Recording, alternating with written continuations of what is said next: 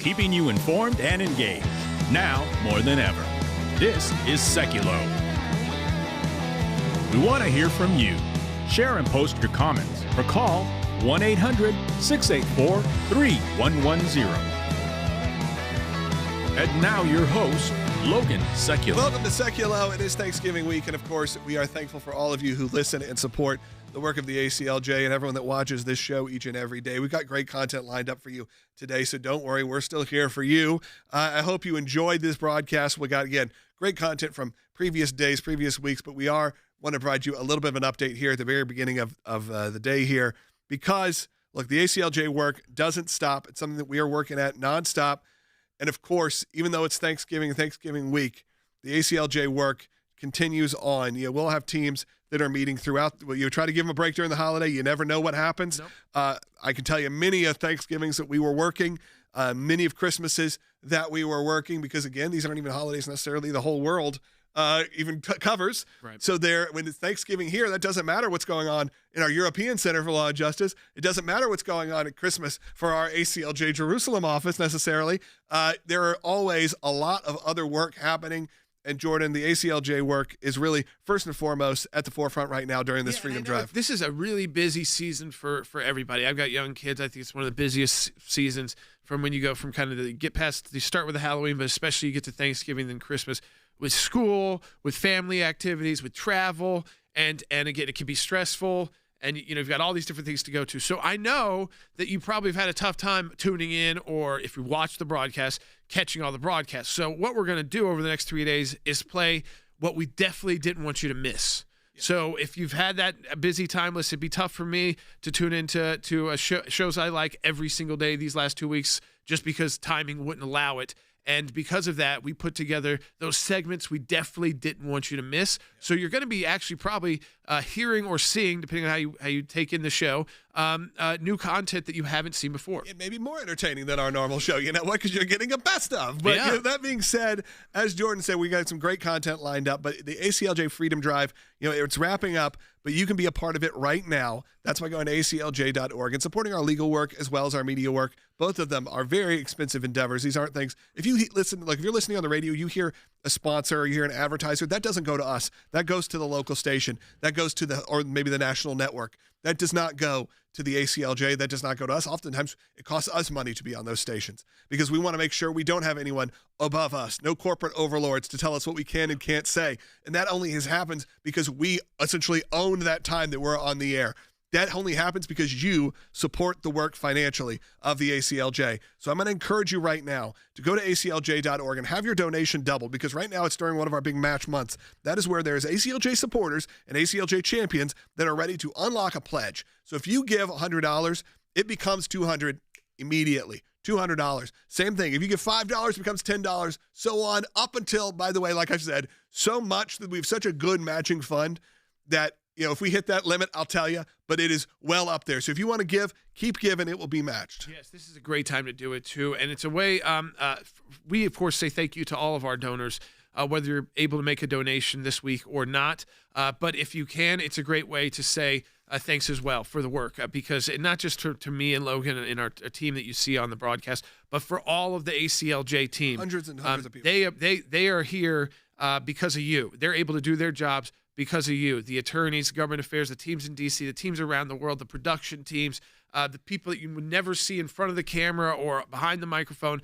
They are all able to get all of this work done that you see, the emails that you receive, the what's on the web, because of your financial support. I mean, so it's a huge thanks from them, too, if you can support our work this week. And, of course, for those of you who are ACLJ champions who donate monthly, we thank you every single month, but especially during Thanksgiving. You make our work possible. We don't forget that. Please, of course. We hope you have a blessed Thanksgiving week. We'll be back with brand new shows also on Monday. So stay tuned. We have some great content coming up, but I'm asking you right now as we head into this break, think about supporting the ACLJ right now. This is the most important time of the year during our Freedom Drive. Have your donation doubled right now. That is at aclj.org, or you can scan the QR code if you're watching. The easiest way, just go to aclj.org. Make your donation today. With that, again, we had a happy Thanksgiving. We'll talk to you back very soon. Great content coming up, though. Don't go anywhere.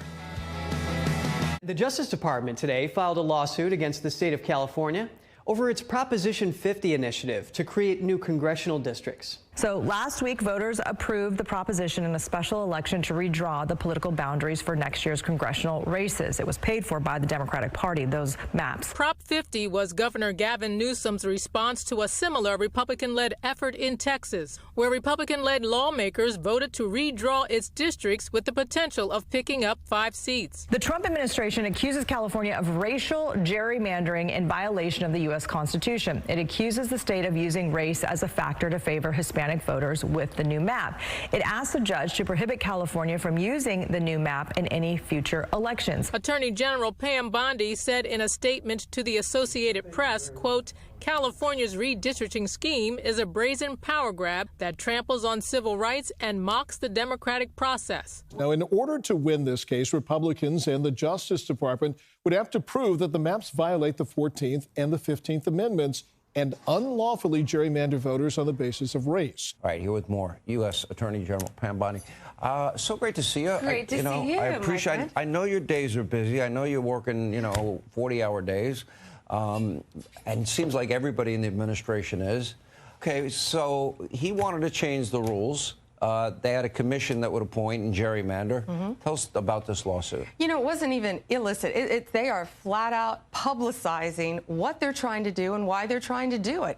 They're trying to create seats based on race, and they can't do it. And we're going to hold them accountable just like any other state. I mean, they very publicly said, Sean, what they're trying to do, and it's illegal gerrymandering. They cannot do it. So, yeah, we sued them today.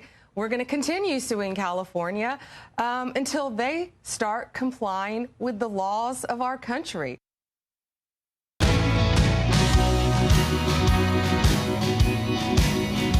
Welcome back to Sekulow. Like I said, phone lines are open for you. Nobody called me during the breaks, Will. 1-800-684-3110. I guess I got no question. I wasn't as compelling enough. When you say call me, you say it with conviction. Call me. Right. And I'll tell them there's 6 lines open. So this is the perfect time to call in. Perfect time if you got something to say. Say it nicely. Say it without profanity so you can make it actually on the air. Be kind to our phone screeners. Sometimes you call in and you're not, you won't make it. They get the, look, they're the decision makers in there, the phone screeners. So be nice to them when you call in at 1-800-684-3110. Of course, for those who are just joining us right now, you may have seen the headline on our YouTube channel saying, breaking news, the DOJ files lawsuit against Gavin Newsom. Of course, the ACLJ, you may remember, also taking Gavin Newsom to court. So you know what? He's going to be spending a lot of time in court soon. But the Department of Justice will saying you can't do the redistricting like they want. Of course, you have Pam Bondi making these statements going on. Even Sean Hannity last night discussing this at length. That's right. So what the DOJ is arguing here is that the plan that they put in through Prop 50 mandates racially gerrymandered congressional districts in violation of the Equal Protection Clause of the 14th Amendment to the Constitution, as well as some Voting Rights Act issues as well. So they are saying that this plan in this redistricting map cannot be used in 2026 and beyond. They're seeking an injunction early as well, but they're going to have to fight this in court as it goes forward. Now, I think you should hear from Pam Bondi because this is Bite 9. She was on Sean Hannity's broadcast last night talking about this. They just filed this yesterday. It hasn't really made a ton of news yet, but this is what I know even our callers have been wondering. Can the federal government step in? Can there be a lawsuit? We knew that the Republican Party of California had already sued, but is there anything that the national government can do? Because they were blatant about what they were doing. They weren't saying, we think our districts have shifted so drastically, even though maybe they have because so many people are fleeing California, that we need to redistrict early. What they were saying is, no, we are doing this to fight Trump. We are going to redraw our map so we can have more power to fight the president and Republicans. So hear what Pam Bondi had to say last night, the Attorney General, on Sean Hannity's show, Bite 9. It wasn't even illicit. They are flat out publicizing what they're trying to do and why they're trying to do it. They're trying to create seats based on race, and they can't do it. And we're going to hold them accountable just like any other state. I mean, they very publicly said, Sean, what they're trying to do, and it's illegal gerrymandering. They cannot do it. So, yeah, we sued them today. we're going to continue suing California until they start complying with the laws of our country. And when you look at also this problem, not just in California, but around the country, it makes you wonder if there's going to be, outcry on both sides about the way that these congressional districts are drawn. Other states potentially answering back in some ways too, for good or bad. You know, I think not necessarily for good, but for a response to this. We've got a call about that. Maybe that'll help inspire you to call in as well. Dave's calling in Indiana online too. Dave, go ahead. Yeah, good morning. So I'm wondering, should we be calling our representatives, asking them to redistrict Indiana? Yeah, you're saying locally in your area, should you be saying, hey, if California is doing this, why shouldn't we? Of course, two wrongs don't make a right, but some of the response of this was also coming from some response from Republican states that were presenting similar options, like in Texas and some other places that were considering things like this. So, Dave, all bets are kind of knocked off when this happens. Unfortunately, it's the way politics works, and I am sure other states are now going, oh, well, you two can play at this game. Well, and to Dave's point, there are already members of the Indiana legislature that are looking to do this. I don't know much about Indiana. It has set off a firestorm, as you've said, where Texas redistrict, and they were saying that the entire purpose of their redistricting was saying that the census that took place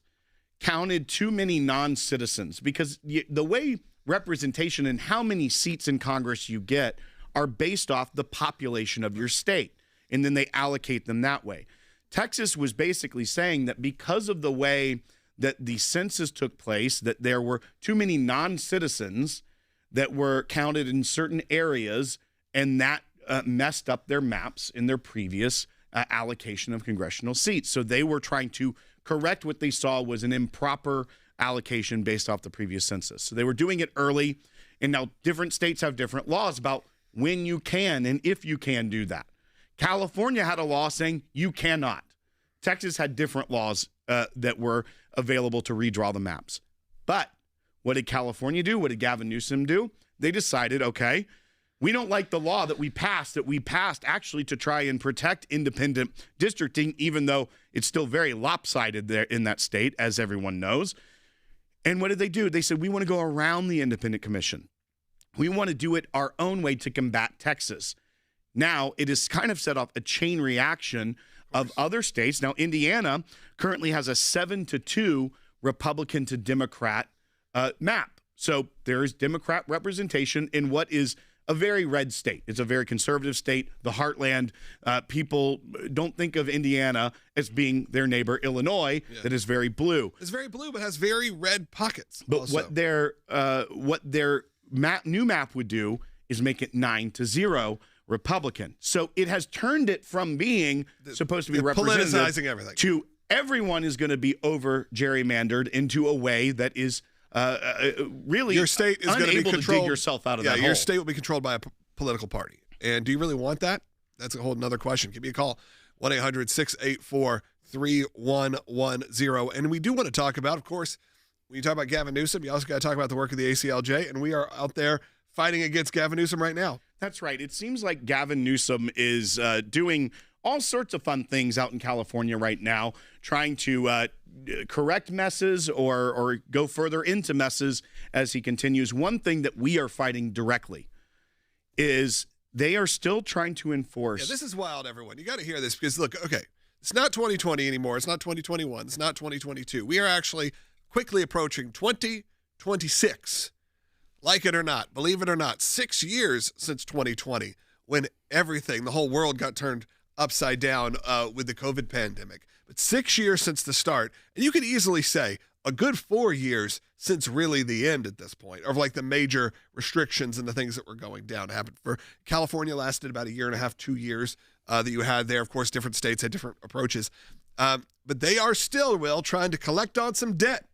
And that debt's coming from the church. That's right. They are going after the tithes of the members of Calvary Chapel San Jose in the tune of $1.2 million for violating the edicts of Gavin Newsom and San Jose when it comes to COVID restrictions. Yeah, whether it was gathering or mask rules or whatever it may be. And look, We understand at the time there was panic. Everyone's going, there was a lot of real concern there. Lots of people lost everything, lost their lives. So we're not, joking around about that. But the fact that we can't look at something 6 years later and go, you know what?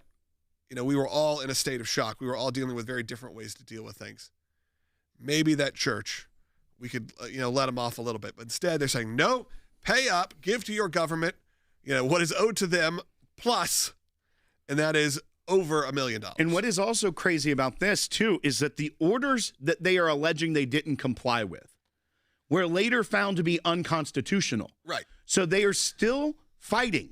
So much so we have to take this to the Supreme Court of the United States, and we'll be filing that brief very soon. Our lawyers are hard at work on this to defend this church, Calvary Chapel, San Jose, because the governor of California and the city of San Jose want to take the tithes and offerings of the members of that church to the tune of $1.2 million. Think about your church. Yeah. If all of a sudden the government says, I know at a time when there's been SNAP benefit issues and there's been housing crisis, that money that normally would go to the work of the church, God's work in the community, blessing your neighbors, that's ours now. That's going to be the state's to go to our budget deficits and all these sorts of things. And we're able to do that, by the way, and represent that church at no cost, as well as all our clients, including that Jesus Club moment you heard about this week. Remember, none of that happens. No one gets representation, or a lot of them can't afford it, could never afford it, without organizations like us here at the ACLJ. None of that happens without you. And as we wrap up this segment, I want to give you an opportunity to think about, pray about, and of course, if you feel moved to, support the work of the ACLJ financially. It is our Freedom Drive. Your gifts are doubled today. Make your donation today and have your donations doubled. It's really simple. We have somebody ready to match your gift.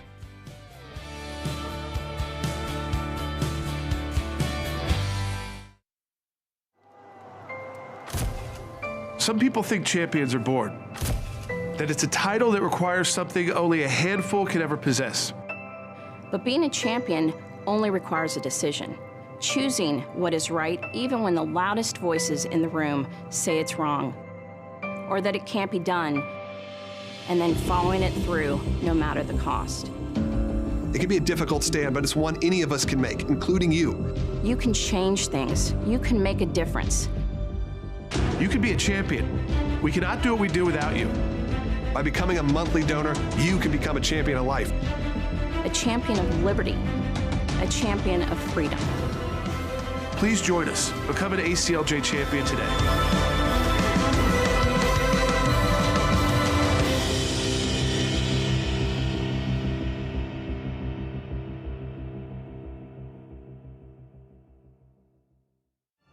In a shocking case of selective prosecution, local police arrested Zach Knotts for nothing more than being a voice for the voiceless outside of an abortion clinic in Cuyahoga Falls, Ohio.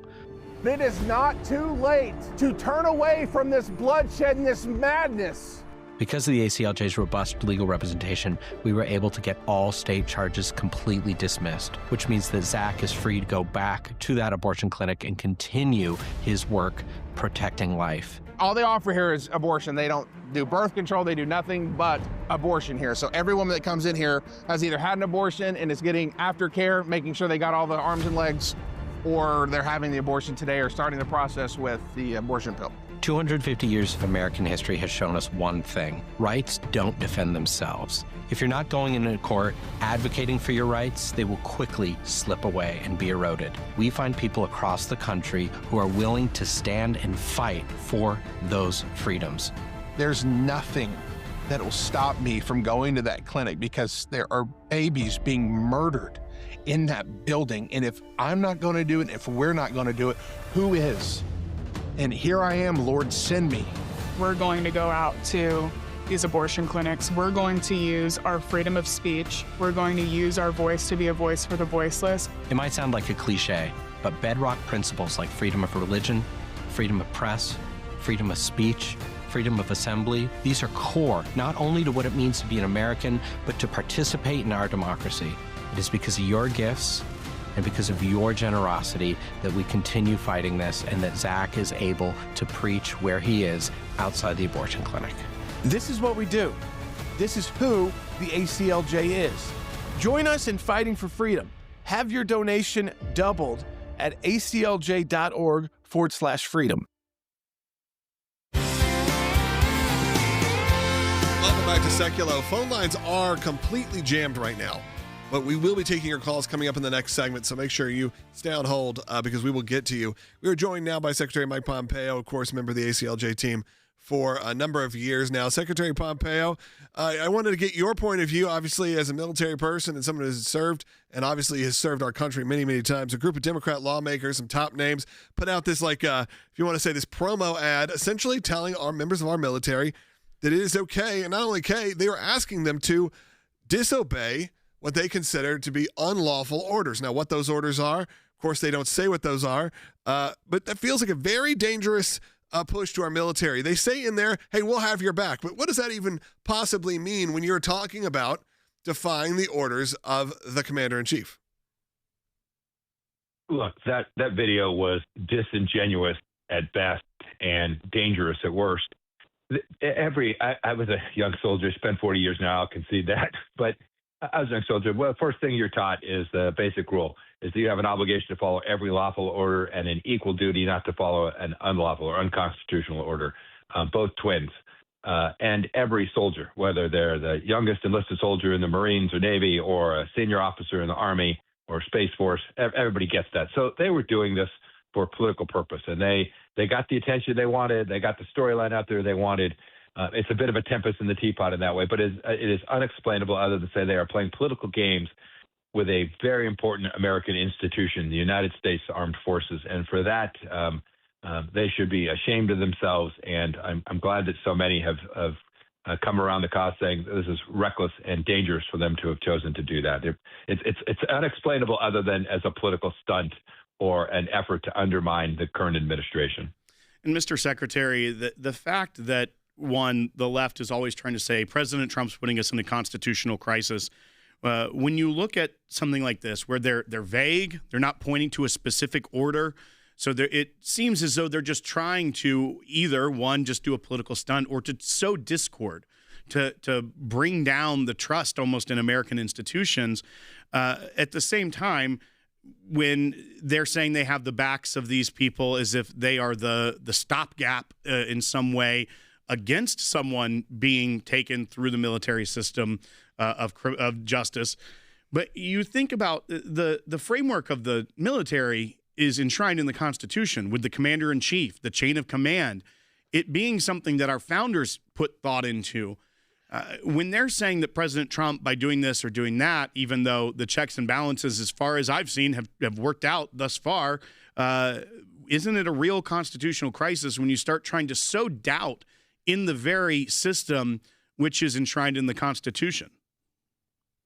You know, I think that's the case, that all of us need to make sure that these institutions that matter so much, whether it's our United States military or our court system or these young folks who are serving in our FBI who don't want to do politics, who just want to go take bad guys, take criminals off the streets, police forces. I think the left has tried to undermine these things in the very way you described for an awfully long time. And sadly, you see the election in New York City, you see what happened with the defund the police movement, you see this connectivity that you're describing, right, which is to undermine, sow discord, and to undermine these central institutions that our founders created and have served America for 250 years. And so I don't think there's any doubt that this was part and parcel of a broad radical left campaign to do just what you described. And they certainly accelerate that when President Trump is making decisions that you've seen, right? Sometimes the courts have rejected and said, nope, you can't do that. And sometimes they said, nope, that's completely within the lines of the Constitution or the law. Those checks and balances have served us incredibly well. And when you try to go around them, when you try to undermine the commander-in-chief, that when the founders laid the Constitution out, they didn't give Congress the power to be the commander-in-chief. They gave it to a singular individual. When you try to undermine that, you do impose a real risk that the next generation won't understand that very important concept. Well, and I think that this entire conversation is very timely because you have a new piece up at aclj.org that's titled American Conservatives Must Embrace First Principles. And I think it's a lesson, one, for conservatives, but also for maybe people on the left. I know they probably won't be perusing ACLJ.org on a Friday afternoon, but they should, because you bring up the point that real conservatives need to remember what we stand for and actually know what we believe, and not just be in the tribal politics that we see so easily, but to really get back to that. And when you contrast what you're calling for with what we're seeing so often from the left, I just want to give you an opportunity to speak about that and why this piece you think is important for people to read, especially at a time like this. So it would be especially important for some who probably aren't in the normal ACLJ audience, but perhaps some of this we can all take to America broadly, because I don't view this as political. But for those of us who believe in the conservative idea of America, the very founding ideas, every now and again we get caught up in the moment in a particular thing that's happening or catches the news or is on X. We should all remind ourselves that the reason this nation is so exceptional is because of these very core ideas about property rights, about individual liberty, not group polls, right? The idea of freedom and freedom of speech, don't cancel, just let 1,000 voices be heard. When we go back to those core ideas of liberty and freedom, then it serves the conservative movement well, but more importantly, it serves America in ways that give us a good shot at the next 250 years. And that's why I took this week, just as we're all moving into Thanksgiving, to remind ourselves how blessed we are to be Americans and how important it is to remember these core ideas that have made this country so great. Secretary Pompeo, we always appreciate your guidance and your advice here. It's always appreciated, especially when we have such an interesting topic here when it comes to the military. It's always good to have your point of view. But thank you, and happy Thanksgiving. I hope you have a great week with you and your family. With that, I just want to again say thank you, but also thank you to all the people who support the work of the ACLJ. We have one line open at 1-800-684-3110. You can call in while we're in break, because in about 2 minutes, we're going to take a break. When we get back, we're going to start taking phone calls because so many of you have been on hold. I know a lot of you have a lot to say. A lot of vets who've called in. Make sure that you guys all get your voices heard and ACLJ champions. And if you want to be an ACLJ champion, that is someone that gives on a monthly basis, automatically, like a membership. You can do that right now. And your first donation will be part of our Freedom Drive, so it will be doubled. You will have an unlocked donation there. So if you decide you want to give at a $20 level for the first month, that will be essentially $40 to the organization because we have unlocked that pledge. The ACLJ is hard at it. I just want to say we have big months ahead. And Jordan, I know we got a minute and a half here. I'll just run through it real quick. We're filing a major amicus brief, our 6th this year, to defund the abortion industry the day after Thanksgiving, so our team continues to work. We're filing a major appeal to the Supreme Court to defend a church from outrageous fines leveled by Gavin Newsom.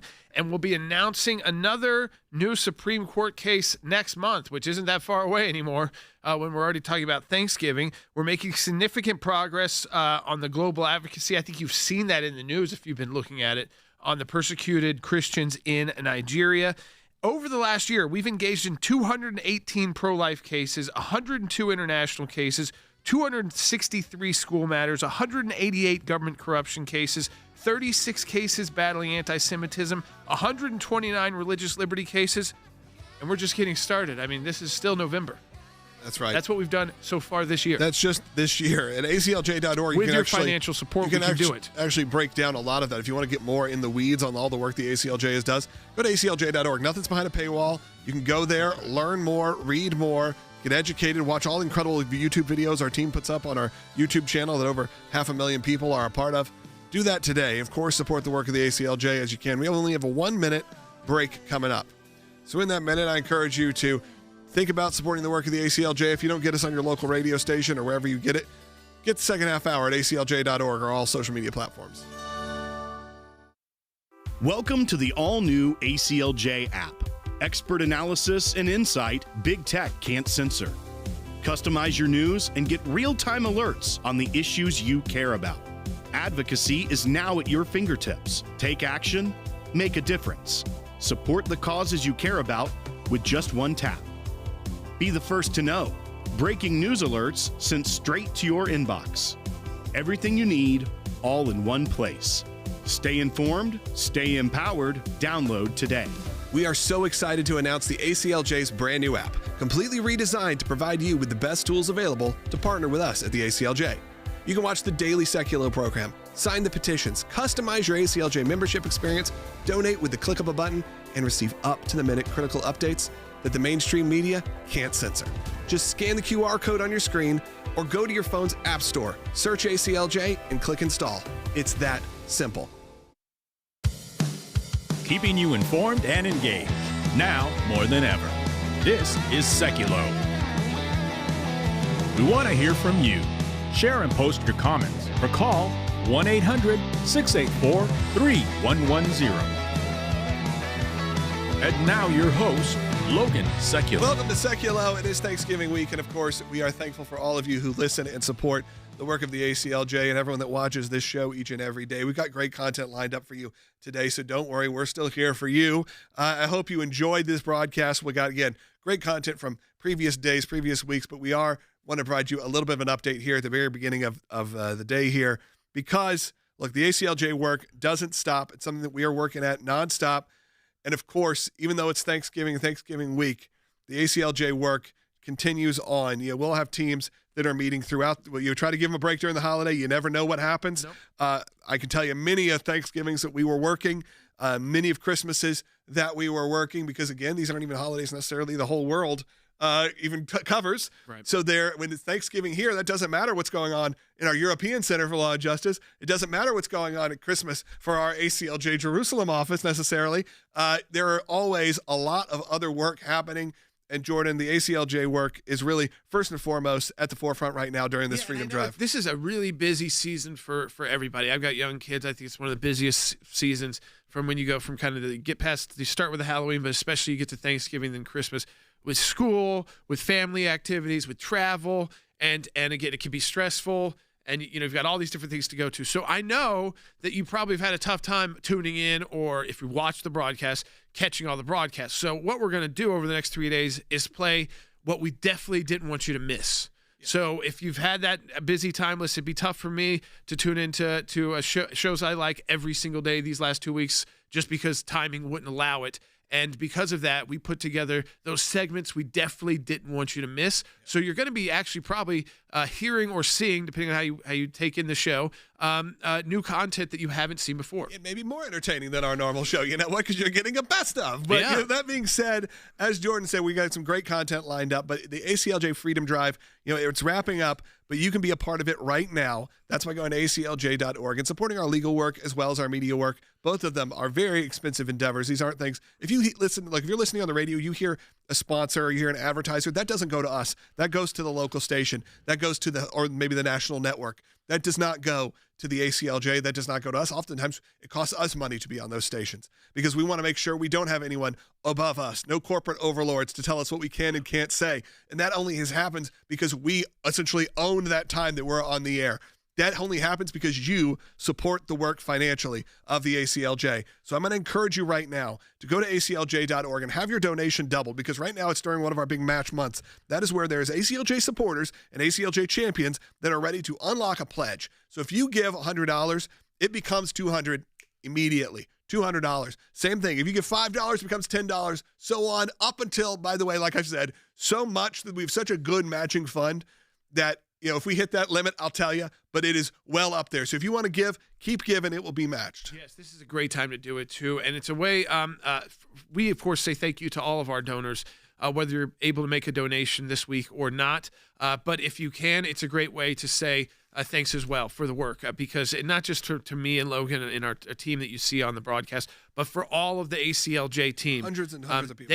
They are here because of you. They're able to do their jobs because of you, the attorneys, government affairs, the teams in D.C., the teams around the world, the production teams, the people that you would never see in front of the camera or behind the microphone. They are all able to get all of this work done that you see, the emails that you receive, the what's on the web. Yeah, every because of your financial support. I mean, so it's a huge thanks from them too. If you can support our work this week, and of course, for those of you who are ACLJ champions who donate monthly, we thank you every single month, but especially during Thanksgiving. You make our work possible. Yeah, we don't forget that. Please, of course. We hope you have a blessed Thanksgiving week. We'll be back with brand new shows also on Monday. So stay tuned.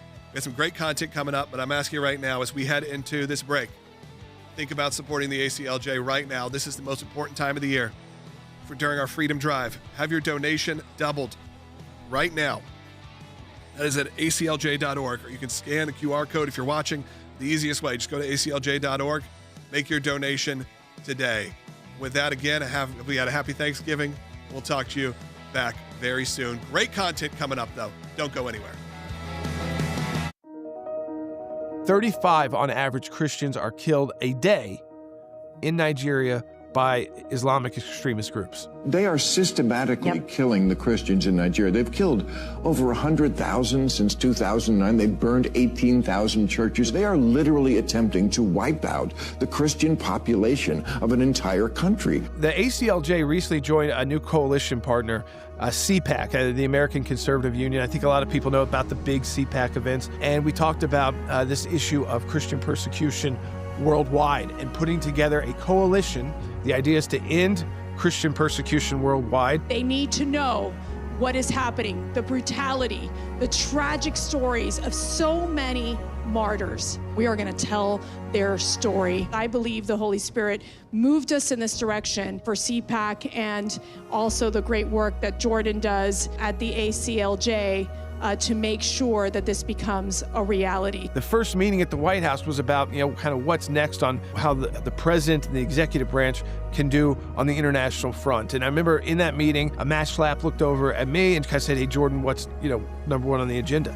And we said, Nigeria, put back on the CPC, countries of particular concern list. So by putting them on the list of countries of particular concern, that means they are now being watched very closely by various departments of the U.S. government. After that meeting, that was on a Wednesday. The next day, on that Friday, President Trump sent the message out that Nigeria would be added to the countries of particular concern list. And a few days later wrote that if Nigeria doesn't get it together, we're going to get it together for them and protect these Christians. This is what we do. This is who the ACLJ is. Join us in fighting for freedom. Have your donation doubled at aclj.org/freedom.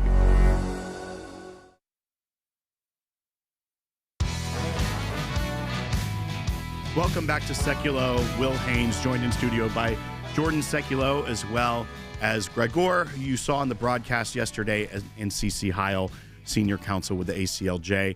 Jordan, I think we should lead this off by playing a bite from Ted Cruz that we didn't get to. Actually, Senator Cruz, he was on Eastern Time, Central Time here when we're in our studios in Nashville. He texted to me directly, and it was a clip out of remarks he'd made just late last week at the Federalist Society convention in Washington, D.C. while I was at the CPAC at Mar-a-Lago talking about these issues as well of persecution. And he brought up directly, which I think was great, the rise in anti-Semitism on not just the left, but on the right. And he spoke to it directly.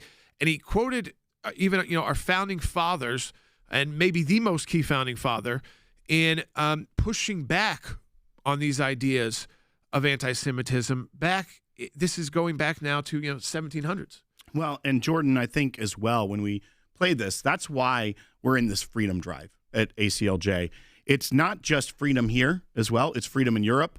It's in freedom across the world, because we believe in these ideals that you have the right to freedom of faith, to worship, as well especially the Western world and West, and much of Europe. That this idea is that the government is not going to tell you what you have to believe or not believe.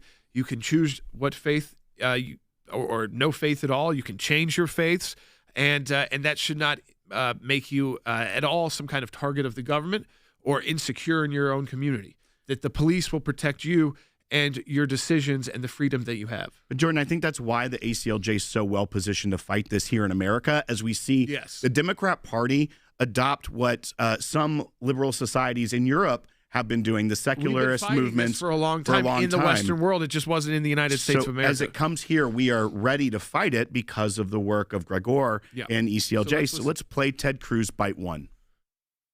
Washington assured the Hebrew congregation that our young and yet principled nation, quote, gives to bigotry no sanction, to persecution no assistance. And he promised, quote, that the children of the stock of Abraham shall sit in safety under their own vine and fig tree, and there shall be none to make them afraid.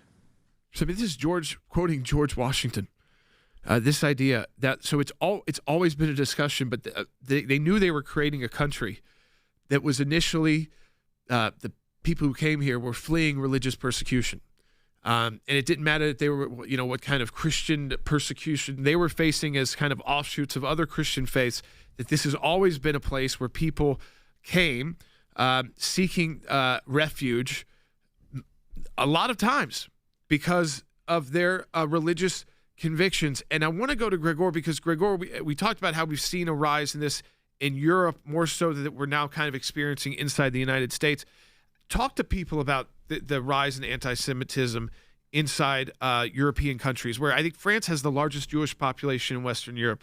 And you see, again, a lot of these communities living in fear. Indeed. We couldn't believe it would come back. In fact, anti-Semitism is now back in Europe with an ugly face, mainly from the left, and the conflict in Israel is just increasing it. And so we see now, I'm living in the Jewish quarter in Strasbourg, and we have, down to my own apartment, often there is the army protecting the neighborhood. So, we live with the army protecting us. When I go to church for Christmas, for example, we have as well the army protecting us during the big celebration, which means that the Jews are attacked and the Christians as well.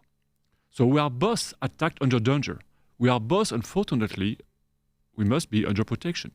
You have in France every day churches being attacked, destroyed, burnt. We know about Notre Dame who was burnt. But there are plenty of churches attacked, desecrated, and this is just a hate go against God. And it goes against the Jews, it goes against the Christians because it goes against God. And this is the reason we are facing that. It's really something we want, and this is one of the actions of the ACLJ, is to have the governments at the national level and also at the EU level much more aware, because we're always speaking about Islamophobia. Right. But nothing is done, to protect enough the churches and to protect enough also the Christians. So we want, we need to protect freedom not only of religion but even our own safety in Europe. It's interesting to me because I live in a country, and I don't think this is a bad thing if we get this right.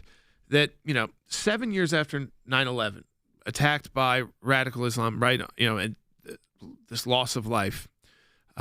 That the country would elect someone named Barack Hussein Obama, who did spend some of his life growing up, going to schools at Islamic madrasas, because we're a country that says, we're not going to we're not going to identify you with how you might have been raised or your faith background as everything you believe. You're still an individual person, and okay, so we did that, and then you see what's happened though in New York.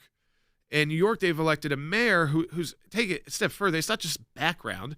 He's literally been an activist against Jews. He's an enemy. He wants to defund the boycott, divestment, sanction movement. He's part of those groups. He started those groups on his college campus, and so that takes a step further when you're actively electing someone who is saying, yes, this is what I believe. And so if you can get to in New York City from what happened in 9/11, 2001 to 2025, and electing someone who is spreading the same kind of message, maybe a little more toned down than those who carried out the attacks on 9/11, but the same kind of rhetoric against Jews and against also American institutions and Western institutions. Maybe America, we see how we're able to kind of like forget and move on because we see that as like our toughness. Right. That might also be a weakness in the sense that we don't really think about what we have the decision here to choose our leaders. And you can choose really bad leaders and that put you on a path that is very dangerous. And what do we see around the world? When we talk about Christian persecution, that's the next level. It's not just burning down the place of worship or defacing the place of worship or maybe punching someone in the street. It's taking out the entire village. That's right. And I actually want to take this call real quick because it ties into that and to why we have to fight in other countries as well, not just in Europe and the United States. But Warren is calling on line 3 from Idaho. Warren, you're on Sekulow. Go ahead. Thanks, guys. Can't tell you how much I appreciate you guys and wish I had more to give monthly and encourage everybody else. But getting to the anti-Semitism, it's proving that the Bible is true, that the world would turn against the Jewish people and Israel, and they're going to come against the Christians, and we're already seeing it in Nigeria. And then just looking at see what just happened with the riots at Berkeley, where and we need to, like you're saying, we have to push back because it's evil. But we're watching it happen across the world, like the Bible says. And I think we have a unique responsibility, and I would say this, as Americans, if we're involved in the conservative or Republican movements in the United States, that if we see our activist base, especially younger activist base, it's wonderful to bring young people on. It's not wonderful to bring young people on who are bringing a hate with them that they think is okay in kind of a groupthink mentality. And so, if we're going to be leaders inside those movements, we have to say, we have to confront that early so that we don't end up how Jared Moskowitz, a Democrat congressman, a friend of mine, said on Bill Maher. He said, you guys still have the opportunity to get this kind of figured out. On the left, inside the Democrat Party, we're already electing these people. So we're at the point now where it's the staffer level. Let's make sure they get them educated. We've got to explain to them why this anti-Semitism leads to, again, it's not just about anti-Semitism. It leads to violence. It leads to people being killed, and ultimately the Christians come next. And I bet most of those staffer kids identify with the Christian faith. That's right. And I think what we will do in the next segment is we'll continue this discussion about the persecution and why we know ACLJ, about this. Our European office, we talk a lot about Christian persecution here for you, but the ECLJ office has some true experts. They're, of course, better suited regionally as well to go in and work with people on a daily basis in some of the hardest places in the world. And I want Greg Orr to be able to tell you about that and the team. It's not just about those of us you see on these broadcasts, or if you go to the ECLJ's website and people you see there, it's also the teams that we have built to combat persecution abroad. That's right. And that's why we have this Freedom Drive. Right. And that's why we're showing you all this and why we have Greg Orr here. And it's a wonderful opportunity to have him in our studio in the United States because he's normally hard at work in France and around Europe and around the world. But we can show you why those experts that know what's going on in places like Nigeria and other countries that we have to point out and call out and try to get it to stop there. We also know where the rhetoric and the hate that starts to bubble up in Europe, in the United States, we know where it goes, and we won't stop fighting at home and abroad. Give today to the ACLJ during our ACLJ Freedom Drive and have your donation doubled. aclj.org/freedom.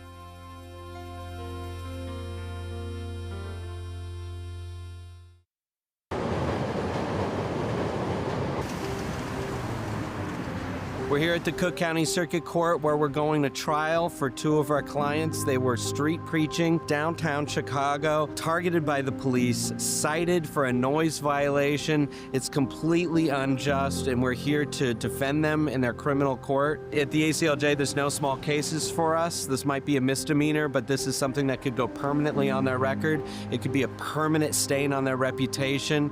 It could be fines, and frankly, this is exactly the kind of thing what we're here for. This is what the ACLJ cares about. These are young men passionate about the gospel, and we're not going to just sit around and let the police harass them, which frankly, that is what this is. We're here for two words: not guilty. That's the only answer that we think is acceptable. Those young men were not violating the law. Their volume was not at an illegal level, and we're going to make sure that the court and the judge see that. Victory! I might be packing my bag soon to return to Chicago. Chicago, get ready to see me again. After multiple continuances, forcing these young men to come to court multiple times, we finally showed up ready for trial, and at the last possible moment, Chicago was not ready. Chicago made these young men go through almost 6 months of court hearings, of trial procedure, pre-trial preparations, all for, at the last minute, the city of Chicago to be unprepared. For that reason, the court dismissed all charges against these young men. They can go back out in the streets and continue to evangelize and preach. Freedom is never more than a generation from extinction. President Reagan's words have never been more true than they are today. This is what we do. This is who the ACLJ is. Join us in fighting for freedom. Have your donation doubled at aclj.org/freedom. Welcome to Sekulow, final segment of the broadcast, and I'm going to pitch it right to you, Jordan, because we were just talking about how the ECLJ fights not just in Europe to affect policy and change and law there, but also around the world through our work at the UN and direct intervention in many places. So I want to pitch to you on that so we can hear from Gregor. I wanted you to explain. We have experts on your team in the Arabic-speaking world who speak the language, who understand the issues on the ground, have the contacts, so that, again, when we talk about Christian persecution happening internationally, this is not all coming from the ACLJ, but the European Center for Law and Justice. You've built a team that can go into places and find and get the truth, get the information to know how we can help people. And it's a great thing that we've been able to build that team that has those kind of resources, and it's because of the supporters out there who donate to the ACLJ so that we can fund the ECLJ, who can then go and get these experts working with us to speak to the people directly.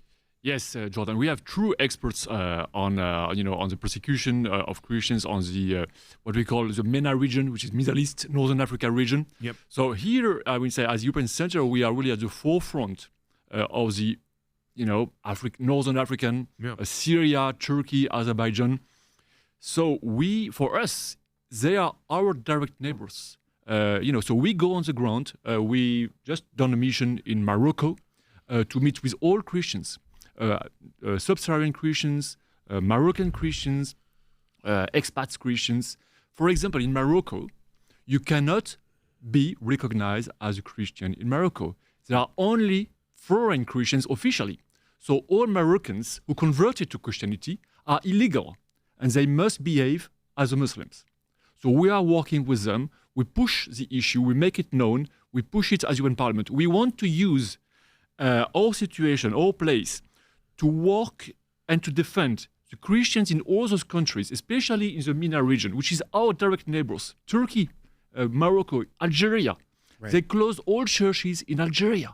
Nobody cares about it. So we want the persecution of Christians at our borders in Europe to be known in Brussels, to be known in our main cities, in capitals. We want our governments in Europe, we want the EU, the Commission, to wait strongly, to use our diplomatic force, strength, our economy, to impose respect for the minorities in those countries. And so this is really our strategy, to have this matter becoming a real important political issue in Europe, in Brussels. And so we are working in all those countries. We have great colleagues. I'm thinking of one of them. He spent 5 years of his life in Egypt. He married a Coptic lady, so he knows perfectly the country. We only work with persons who know the ground. We go on the ground, we go in the countries, and we do this legal work and political work and mediatic work. Well, and I think that shows the reach as well. When we talk about the ECLJ here to our audience, it is important to show it isn't just several French lawyers in one office that are writing briefs or things of that nature, right. That it's a robust operation that has experts and knows not just the ways to communicate, but also the customs and the traditions and ways to affect change that we are sometimes isolated from here in the United States and don't have to think about as often. But as you mentioned, they're your neighbors. Most people don't think about Morocco being right beneath France, just a very narrow strip of sea that separates you. Yes, they are right here. So we know the communities, and we work with all denomination Christians. So we work with the evangelicals, converts. We work with the Catholics, with the various Orthodox. So we have access. We know them. We have built trust with them, and we want to serve them. We want to serve them, and we want, as I said, European governments to wait in, because it's not possible, that nobody says anything about Algeria closing 50 churches. Closed. nobody cares the fact that there are over 300 Christians, foreign Christians, expelled from Turkey in the last 3 years, including American citizens, only because they are evangelicals, because they may be doing some Christian advocacy or proselytization, and so nobody cares. So we want to have those issues very known, and so we act in the European Court of Human Rights to defend the Christians.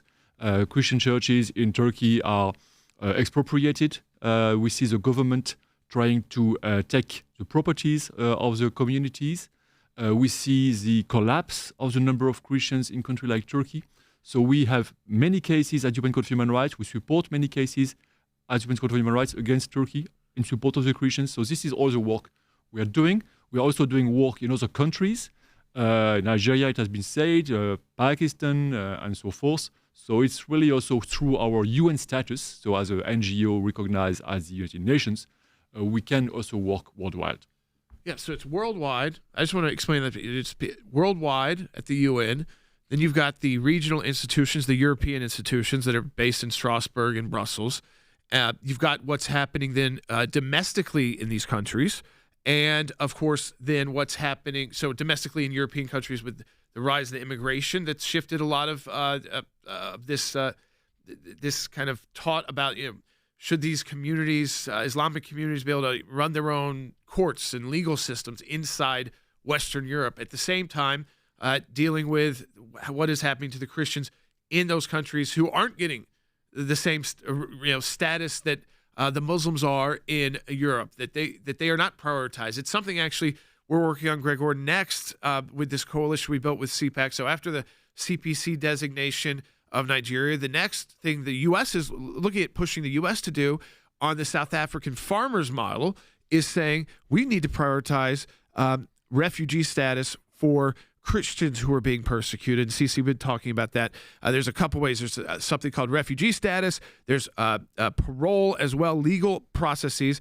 The president can issue an executive order and say, you know what, we need to focus on bringing 5,000 or 10,000 of people who we know are not going to survive because of their Christian faith and prioritize them in the refugee process of the United States. That's the next kind of step we're working on. And I have great faith that, when this gets to President Trump's desk and the language that's been created, we know he will take action to protect the most vulnerable inside the United States and around the world. Yeah, so it's not just advocacy. We do advocacy and we do it very, very well, and that brings change. But we also say, here are some action items that we can do. And just like you said, if it's humanitarian parole, here you have these Christians that are literally being slaughtered. What can we do in the United States to help them? We can offer asylum options. And so that's a practical step, and that's what we do. Again, not just advocacy. We do that so well through the ACLJ and around the world, but we take practical steps to actually effectuate change. Folks, thank you so much for watching today. We had a lot of information, whether it be from Washington, D.C. with our government affairs department showing what the timeline is and to get relief to Americans that are really struggling as a result of the Democrat-led shutdown, as well as our fight against anti-Semitism both here and, as you heard, around the world through our European Center for Law and Justice. Thank you, Gregor, for joining us in studio today, and thank you, CeCe. But folks, now is the time to support the ACLJ through our ACLJ Freedom Drive. Your gift is doubled. Go to aclj.org/freedom. This is a time to make that donation, that monthly donation, the amount you're comfortable with. Do that at aclj.org. We won't stop fighting at home and abroad. Give today to the ACLJ during our ACLJ Freedom Drive and have your donation doubled. aclj.org/freedom.